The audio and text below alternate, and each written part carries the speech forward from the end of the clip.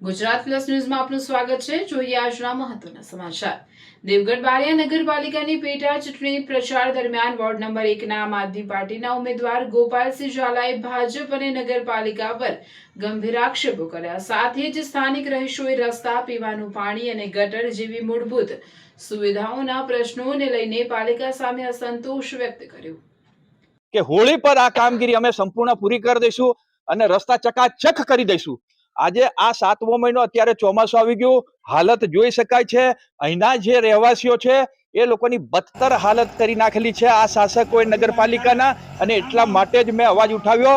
તો મને મારા પદ પરથી દૂર કરવામાં આવ્યો। હું આજે પ્રજાનો અવાજ છું, હું પ્રજાની વચ્ચે છું, પ્રજાના પ્રશ્નો ઉઠાવતો રહીશ ને પ્રજા માટે લડતો રહીશ।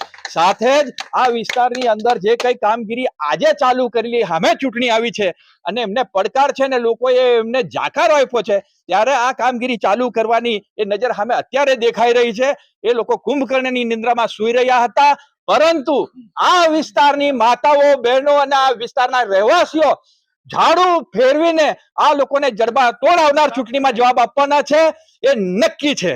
જ્યારે એક તરફ ભારતીય જનતા પાર્ટીનું એવું કેવું છે ગામમાં વિકાસના કામો થઈ રહ્યા છે, કોંગ્રેસ અને આમ આદમી પાર્ટી ખોટો વિરોધ કરી રહી છે, તેવા પર સવાલો ઉભા થયા છે। જોઈ શકો છો આ વિસ્તારના જે કઈ પણ રહેવાસીઓ છે, નાગરિકો છે, માતાઓ, બહેનો છે, એમને તમે ફરી ફરીને પૂછી શકો છો કે શું વિકાસ?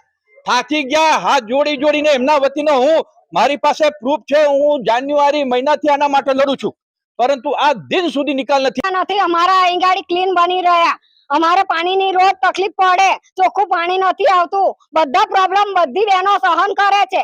આ ગટરો ભરે જાય, કશું કોઈ સાફ નથી કરતું, અને જ્યારે વોટ લેવાનો હોય ત્યારે બેનો બેનો બેનો બેનો કરી મેલે છે।